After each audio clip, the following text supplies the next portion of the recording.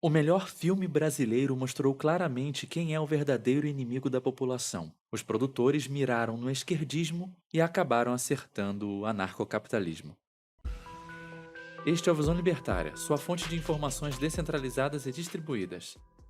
Na cena inicial, o agora Coronel Nascimento é emboscado por criminosos e seu carro é alvejado por vários tiros. Então, como narrador, ele diz: "Eu dei muita porrada em viciado, esculachei muito policial corrupto, mandei um monte de vagabundo pra vala. Mas não foi nada, pessoal. A sociedade me preparou pra isso." E missão dada, parceiro. É missão cumprida. Essa é a realidade de muitos policiais.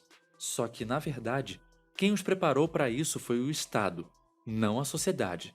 A partir daí, o filme vai para um momento em que acontecia uma rebelião no presídio de Bangu 1, o primeiro presídio do Brasil de segurança máxima. Fica claro que tal motim apenas aconteceu graças à corrupção de agentes estatais. Nenhuma novidade, já que muitos itens não entrariam em presídios se não fosse a concordância dos agentes estatais. No início da rebelião, quando os presos estão tapando as câmeras do presídio, Nascimento narra: "Por mim, o certo era fechar a porta, jogar a chave fora e deixar os caras se trucidarem lá dentro. Só que tem muito intelectualzinho de esquerda que ganha vida defendendo vagabundo. E o pior é que esses caras fazem a cabeça de muita gente." E então conhecemos o personagem Fraga, que é um professor de história. Na cena, ele está dando uma palestra explicando que a população carcerária só cresce. Tal personagem é inspirado em nosso querido Marcelo Freixo. Curiosamente, ele aparece na plateia da palestra no filme. Como é esperado desses especialistas, ele manipula os dados para fazer um alarmismo. Como a população carcerária havia dobrado nos últimos 8 anos e a população brasileira havia dobrado nos últimos 50 anos, ele aplica essa mesma métrica para os próximos anos e conclui que em 2083 todos os brasileiros estariam na cadeia. A matemática é linda, né? Muita ciência. Ciência pra caramba, não é mesmo? Só que não. Espera, onde será que eu já vi esse tipo de projeção futura fajuta, hein? Não lembro direito. Talvez um líder dos Unos Tamarindo tenha dito isso. Voltando ao filme, Fraga, como todo socialista, fala sobre os presos brasileiros como coitadinhos. Um bando de miseráveis sem acesso à educação. Como se o mero fato de alguém não ter acesso à educação o fizesse ser automaticamente um criminoso, ou como se a educação estatal conseguisse gerar algum resultado que não fosse a doutrinação e a militância. Esse próprio narrador que vos fala nunca foi educado pelo Estado, até porque a educação estatal é uma bosta. Mas voltando pro filme, é interessante como nenhum intelectual de esquerda aparenta se incomodar com os cerca de 25 milhões de indivíduos condenados à prisão perpétua por terem nascido na Coreia do Norte. Mas Fraga no filme diz uma coisa que está correta. O mais insano disso é que a prisão hoje é um lugar extremamente caro para tornar as pessoas piores. Sim, e de fato a prisão é algo caro e ineficiente. Ela obriga todas as pessoas, incluindo as vítimas do criminoso, a pagar pelo sustento dele na prisão via impostos. Lá estão todos os criminosos concentrados num lugar só, sem fazer absolutamente nada. É de se esperar que usem esse tempo livre para se filiar a facções e aprender mais habilidades no mundo do crime. Ao contrário de Fraga, digo isso não porque eu acho que os criminosos são vítimas da sociedade, mas porque esse sistema de punição, por prisão, não indeniza a vítima, que é o principal a se fazer quando a propriedade de alguém é violada. Por isso, sim, prisões são formas terríveis e ineficientes que o Estado utiliza para punir criminosos, e com isso, só o que o Estado consegue é gastar mais dinheiro e criar um ambiente propício para mais crimes. A revolta no presídio estava muito sangrenta e fora de controle. Nascimento está no comando da equipe do BOPE que tenta conter a revolta. A equipe, numa posição estratégica, tem a chance de matar os líderes. Nascimento liga para o governador pedindo autorização para executar os criminosos e acabar com o problema. Mas o governador rejeita. Não, eu não quero o outro Carandiru. Cadê o cara dos direitos humanos? Fraga, então, é chamado para negociar com os presos e consegue fazer com que eles liberem os outros presos reféns. Mas assim que os reféns são liberados, Matias e a equipe do BOPE aproveitam o momento, entram e executam um dos líderes do Comando Vermelho na frente de Fraga. Tal fato gera uma enorme revolta em Fraga que fala para a mídia: "O representante do Estado não pode ser tão violento quanto o criminoso." Bom, parece que ele se esqueceu como é o treinamento do BOPE, né? E completa: "Como pode haver uma polícia que o símbolo é a morte?" Parece que Fraga já se esqueceu de coisas como o NKVD, a polícia do Stalin, e que tudo que ela fazia era dentro da lei. Bom, para os socialistas, o que importa não é a ética, é a ideologia. Fraga culpa o governador do Rio de Janeiro pelas mortes no presídio, enquanto que o governador culpa o Coronel Nascimento. É aí que Nascimento fala uma das frases mais famosas desse filme. O governador precisava de um bode expiatório. Colocou a morte na minha conta. Só que pro povo, parceiro, bandido bom é bandido morto.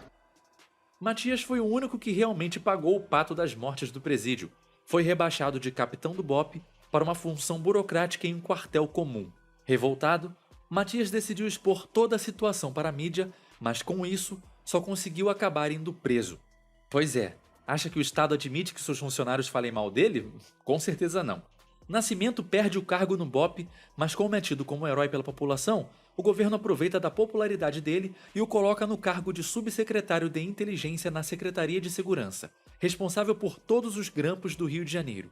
Ele pensou que, uma vez estando no cargo, poderia ferrar com o tráfico e o sistema, tal qual o personagem Neto no Tropa de Elite 1. Nascimento é aquele funcionário público sério que realmente quer mudar as coisas, porém, descobriu da pior forma que isso não é possível, né não, Gabriel Monteiro e delegado da Cunha? Enfim, uma vez dentro da Secretaria de Segurança, Nascimento decide começar uma campanha de caça implacável aos traficantes, achando que assim não só sufocaria o tráfico, como os corruptos que viviam dele. No filme é retratado como se ele chegasse perto de acabar com o tráfico e a corrupção dos policiais. Porém, tal situação jamais aconteceu. Ele não sabia que, com a ausência do tráfico, os policiais corruptos se adaptariam de uma maneira bem peculiar. Quem foi que disse que a comunidade é tua? Criaram seus próprios mini-estados, ou seja, as milícias modernas. Agora eu te pergunto, qual a diferença entre o governo e a milícia? Na prática, nenhuma. A única desconformidade é que a primeira já está instituída há muito tempo e a segunda não, mas na prática, ambas são instituições criminosas que iniciam a agressão contra pessoas pacíficas e que jamais concordaram que dariam parte de sua renda para supostamente receber proteção. As semelhanças são enormes. Pense um pouquinho. Você não é obrigado pelo Estado a contratar uma única empresa para alguns serviços, como, por exemplo, de energia elétrica ou de água encanada? Bom, quem mora em uma comunidade dominada pela milícia, da mesma forma, só pode comprar gás, internet, fazer empréstimos e outros tipos de produtos e serviços de determinados fornecedores, às vezes de apenas um fornecedor. Nascimento achou que os corruptos iriam simplesmente sumir ou desistir, mas na verdade, ele os estava fortalecendo, dado que é muito mais lucrativo extorquir uma comunidade inteira, onde moram dezenas de milhares de pessoas, que apenas pegar o suborno de traficantes. Para piorar, a milícia passou ainda a interferir no sistema eleitoral, fazendo com que apenas seus candidatos pudessem pedir votos nas comunidades. O filme vai avançando até a hora que os milicianos decidem matar Nascimento, retomando a cena inicial do filme. Ele consegue reagir e é ajudado por outros membros do BOPE, porque já estava esperando o ataque. Vale lembrar que moradores de comunidade não têm acesso às armas que um coronel do BOPE tem para se defender. Tá aí mais um fator que ajuda a milícia. Depois de tudo isso, Nascimento é expulso da Secretaria de Segurança, mas dá um depoimento na Assembleia Legislativa do Rio, e ele fala: "A verdade é que a PM tem que acabar. Quando meu filho tinha 10 anos, ele me perguntou por que o meu trabalho era matar, e eu não sei responder a pergunta dele. Tenho 21 anos de polícia e não sei dizer por que eu matei ou por quem eu matei." O que é a pura verdade. Como tratamos no primeiro vídeo desta série, sobre o filme Tropa de Elite 1, a guerra às drogas é algo muito sem sentido e ineficiente. Se ainda não viu o vídeo, eu recomendo. Nascimento faz um verdadeiro exposed dos políticos da Assembleia Legislativa.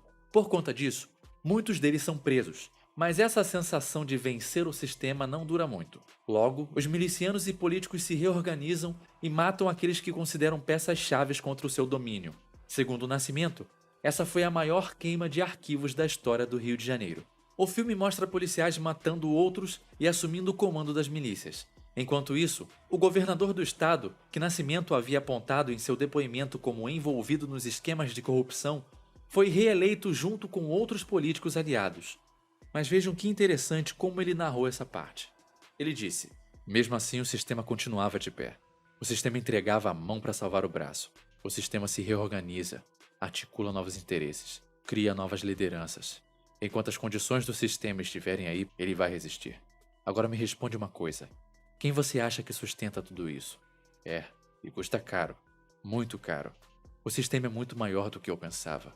Não é à toa que os policiais, os traficantes e os milicianos matam tanta gente nas favelas. Não é à toa que existem as favelas. Não é à toa que acontece tanto escândalo em Brasília e que entra governo, sai governo e a corrupção continua. Para mudar as coisas vai demorar muito tempo. O sistema é foda. Ainda vai morrer muito inocente. Claro e direto, não acham? O problema não é a corrupção. O problema é o Estado. A corrupção existe, porque o Estado existe. Essa é uma das cenas finais e mais marcantes do filme. Pois enquanto o Nascimento fala isso, aparece a Praça dos Três Poderes em Brasília. Mas o certo seria dizer quem é obrigado a sustentar tudo isso. Quem é ameaçado a sofrer violência caso não queira contribuir com o sistema. Até os mais pobres, quando compram comida, pagam impostos para o Estado. Pouquíssimas vezes um filme abordou de maneira tão direta e clara quem é o grande causador da vasta maioria dos problemas de nossa sociedade. Por que existe o tráfico? Porque o Estado proíbe o comércio legal de drogas. Por que existem favelas? Porque o Estado dificulta absurdamente o enriquecimento dos mais pobres com impostos, regulamentações, fechamento de mercado, leis trabalhistas, entre outras coisas. Por que existe corrupção? Ela é parte inerente do Estado, e quanto maior um Estado, mais corrupto e ineficiente ela será. A base do Estado, além do roubo, é a mentira, repetida milhões de vezes, de que sem ele as coisas seriam muito piores. Então, Tropa de Elite 2 deixa muito claro que é exatamente o contrário. E para finalizar, é importante notar como os dois filmes de Tropa de Elite foram feitos com a intenção de lacrar e acabaram sendo interpretados de forma totalmente oposta pelos espectadores. O primeiro filme tinha o intuito de demonizar a polícia, trazer em pauta aquele clássico discurso da esquerda sobre violência policial. Queriam colocar o BOPE como algo terrível que deveria acabar, mas o tiro saiu pela culatra. O filme virou uma espécie de símbolo da extrema-direita. Foi um sucesso tremendo no Brasil inteiro, mas pelo motivo que os produtores não esperavam. Esse filme deixou bem claro que a maioria da população brasileira não concordava com o discurso da esquerda de que bandidos são vítimas da sociedade. O Capitão Nascimento virou uma espécie de herói nacional. A repercussão foi tanta que vários jornalistas fizeram colunas chorando, falando que a sociedade brasileira tem o de pior no ser humano. Até o cineasta José Padilha, responsável pelo filme, chegou a afirmar em 2008, após premiações, que o filme foi mal interpretado e que o intuito dele era denunciar a violência policial. A interpretação do filme foi tão contrária ao intuito original que até na mídia internacional foi anunciado como fascista e de ultradireita. Então veio o segundo filme e tentaram acertar mais o aspecto esquerdista, mas acabou que a conclusão do filme é puramente libertária. Veja bem, o filme deixa bem claro do início ao fim que a corrupção é inerente ao sistema. Se alguns corruptos são presos ou mortos, outros rapidamente tomam o lugar deles, e você ainda é obrigado a sustentar tudo isso e assistir caladinho. Mas a realidade é que os filmes não foram mal interpretados. Os socialistas é que teimam em errar premissas lógicas bem básicas. E o erro do diretor foi se basear muito na realidade dos fatos. Pois é, meus amigos, o sistema é foda mesmo. Pode parecer que tal problema nunca terá solução, pois parece que o Estado sempre existirá. Mas um mero fato de você estar vendo este vídeo agora já prova que as coisas estão mudando. Com a informação descentralizada e os avanços tecnológicos que permitem contatos e transações de ponta a ponta, está ficando mais difícil a ação estatal. O Estado é como um mastodonte preso na areia movediça. Se tentar se mexer para sair, ele vai afundar mais rápido. E se ficar parado, até pode demorar, mas inevitavelmente irá afundar. Pode ser que a queda desse ente parasitário demore, mas acredite, essa queda é inevitável. Obrigado por sua audiência. Esse artigo foi sugerido e escrito por Giuseppe e revisado por JJ Liber. Se gostou do vídeo, clique no ícone de curtir abaixo e compartilhe o vídeo em sua rede social. Se deseja ser notificado de outros vídeos, clique em se inscrever e depois no ícone de campainha. Um abraço e até a próxima.